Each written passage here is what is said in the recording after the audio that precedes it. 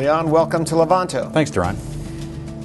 You've been a professional in financial services for 33 years. You have a CPA, you have a law degree, you're a certified financial planner. You've seen all kinds of families, all kinds of individuals. Tell us what's going on outside today in financial planning. Well, first of all, we've gone through the second worst crisis since the Great Depression. I mean, we've had just terrible times. And by virtue of a lot of action and inaction or whatever, we've managed to come somewhat out of it. But people are in crisis, Duran.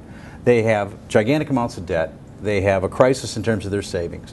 Their home values have eroded. As a matter of fact, the average family in America has $16,000 of credit card debt. They have a median 401k balance of $12,000. There's less money in 401k plans than there is in credit card debt. So we have to boil financial planning, whether you're wealthy or whether you're not wealthy, down to a very simple factor, and that's cash management. You can't build anything if you don't start with anything. So you have to start with cash flow, and I think that's one of the most important things that people have to start looking at is their cash flow. Now, Leon, we know that if a person is out of a job, they're talking about subsistence, they're talking about survival. It's very difficult to save and it's very difficult to manage if you don't have a job and you don't have income. But even though we've got an unemployment rate of close to 10%, maybe 15% really in the society, that means that America has 85% of its households are working and are drawing income right now. Right. What can these households be doing to better manage what is coming into their household in terms of financial assets? You have a variety of things you look at with your financial cash flows. You have what you want and what you need. And so obviously the first thing we have to take care of is our needs. And then we have to get to our wants and prioritize them. In good times, Duran, everybody has a great time. You know, it's easy to spend your money. You spend it, you know, you have a lot of money and you go do what you want to do. In bad times, you have to focus more on the prioritization of wealth. It's called capital rationing. This is nothing new. People have been doing this for 2,000 years. They've been budgeting or they've been establishing a cash flow. But it's amazing to me how many people work for an entity that lives and dies by a budget or by some kind of cash flow management that don't do it themselves. Now, I remember my folks, both of them worked. They sat at the kitchen table. My dad was an engineer. He sat with a yellow pad and he made a budget. Yep. And he told me that I had to make a budget. Yep. So what do we know about America and its households and who makes budgets and who doesn't make budgets? What do we know about those people? It's funny you talk about your dad because I brought my mom's budget, which was an envelope, and she'd sit down with my dad, they'd cash the check, and they'd write down food and write down clothing and all the things in the envelopes, and we went to the food store, and Mom would use the food envelope and buy as much food as she had money and stop. And that was it. That was the end of the story. What I see is I see all different walks of life, all different socioeconomic groups. Some are very diligent at their budgets. Some have very old-fashioned methods, envelopes. Some have vast Excel spreadsheets, the engineers. That was the spreadsheet is the yellow pad of today for the engineers. And then others just operate on this ad hoc basis. They spend their money and they run out. Now, every survey that we've seen suggests that the average American gives themselves a very poor grade in knowledge of finances and what they should be doing at home. How can a person today get more knowledge and get better at this kind of process? Let's say somebody hasn't been keeping a budget, they want to keep a budget. What can they do? Well, the first thing they could do is I call the 99-cent solution. You go to the local drugstore and you get yourself a little notebook, 99 cents. You don't want to spend more than that. And for the month, you write down every single thing you're spending your money on. And you might find out that you're spending all your money at the coffee shop buying $3 lattes, or you might find out that you're buying decaffeinated Diet Coke or something like that, which is basically just flavored brown water. So the first thing we have to do is get control of what we're actually spending our money on.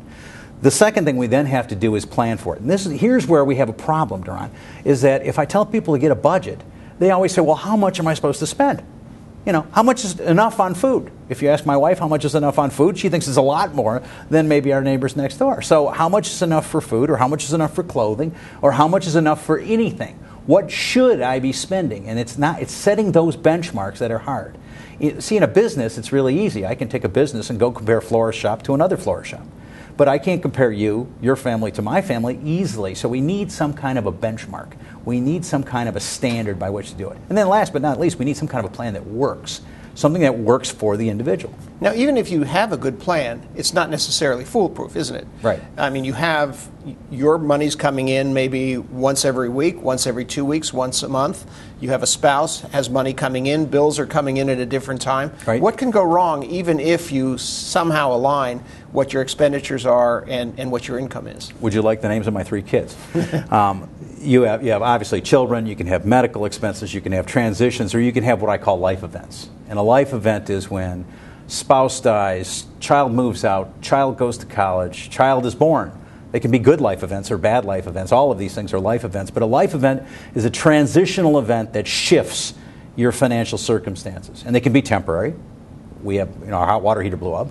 Or they can be more serious. We need a lot of medications that aren't covered by our medical insurance. Or they can be large scale. Our daughter's going to college. So a way that people deal with that is by financing on credit cards. Isn't that right? Correct. Or in the old days, they financed with their house, which is now an impossibility usually. So they would go borrow against that. So effective cash management, when I advise people to do cash management, I say you got to look at where you are right now, but let's plan out what could happen in the next 3 years. Let's plan out what could happen in the next 5 years. Because if we have a child going to college, or we're going to retire, or we're going to move away from wherever we are, all those things are transitional events. They're life events. So what you're suggesting really is, and although you haven't said it explicitly, is savings. People have to save. They have to put aside money for times that they will have to spend something that they don't expect. Every financial planner and every financial text, including ones I've written, unfortunately, have a budget that goes something like this. You take your money, you take out your taxes, because you got to pay your taxes. You take out all your expenses, because you got to have your stuff. And then whatever's left, you save. And over the years, I finally developed, you take your pay, you pay your taxes, because you got to pay your taxes. You save, pay yourself first, and then you pay your stuff. And I remember one of my first clients had a large amount of money, but had no clue on how to manage his money. And I had just counseled a lottery winner. And this guy was not very sophisticated financially, but he was very sophisticated otherwise. And he couldn't, no matter for the life of me, he couldn't understand a budget. So I said, look, just save 18% of your pay, period. And spend everything else. I don't care what you spend it on. Don't tell me. Just save 18% of your pay. He saved 18% of his pay as multimillionaire because he just religiously set that aside. I mean, and we could take that back thousands of years to put 10% away for seed corn. I mean, it's a logical thing.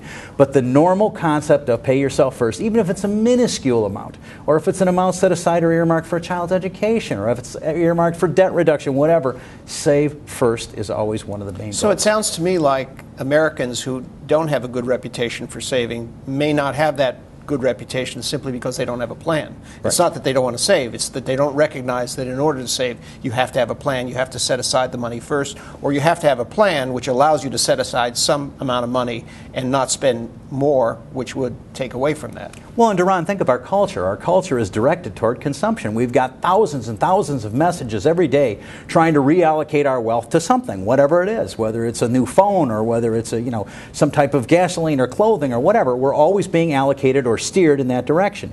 We just have to understand that the most important priority is the one bill that no one else cares about, us. So we have to pay ourselves. And paying ourselves is going to be the most critical path. So that's where cash flow management comes in critical. Set a savings goal and start setting some money aside in that savings goal, and then fill in the rest. Make the envelopes fit the budget. Okay, so you talked about some tools. You talked about a little pad that you might keep to actually put down a budget on, or as your mother did, on an envelope. What are some other tools that are out there, higher tech, maybe, and maybe for people who are wealthy, for people who don't have means? What are the other ways to do this? Well, I think of it like working out. I like to exercise, and I can read a book on exercise, and I can go work out, and I can have some self-discipline. So for me, I have a reasonable amount of self-discipline with my exercise. There are some people who hire a personal trainer. There are some people who go to classes. There are some people, everyone has a different version of learning things and learning how to do things. And the cash flow process is a learning process, learning how to do cash flow. So one thing we can do is obviously just set up a budget and work within the budget. It's very easy, no one wants to do it. Very wealthy people tend to hire a CFO. They hire somebody to pay their bills for them who then goes through and manages their money. In my very early years as a CPA, I did that for a very wealthy doctor who couldn't make ends meet in the 70s on $700,000 a year. And I would set aside some money, pay the IRS, pay him an allowance, go through and set aside his money for him. He needed it. It was the way he did it. And then there's middle ground, which is what Levanto does. Levanto provides an opportunity, electronic envelopes I call it, and it's for certain people who want some assistance on a direct technological basis. Now you could do this with an Excel spreadsheet. You could do it yourself. But I run into the same thing with people with investments. Some people can do it themselves. They don't want to, or they don't have the time to, or they don't have the discipline to. And that's what they do. They delegate the time and the discipline to someone else. And I think those are effective means to do that. So what are the advantages of a service like Levanto? What does it really do for you? Let's say I'm a middle-income person. I'm fairly responsible. I want to have a better idea of what I'm spending and what I'm saving and what my income is in relation to those two. What does this service really do for me? Well, I see two things. It gives you a lot of control over your expenditures. And it actually, most importantly, it sets some discipline to those expenditures, so they're there. You're now following a specific plan. But I think the unsung benefit is time. What do we all, I always say to people, look, there's a big difference between time and money. You can make more money, you can't make more time. So how much time would I spend allocating all my resources and going through it versus having that opportunity to have it done for me? And if I can save 2 hours a week and my time is worth $30 or $40 an hour, I've saved some money, but more importantly, I've saved time to be with my family, I've saved some time to do the things I want to do, I've saved some time to work on my health instead of the times to do tedium. So, I could always wash my own shirts and iron them, but it's easier to take them to the dry cleaners. I could do my own plumbing. I'm smart enough, but I'd rather hire a plumber. It'll get done right.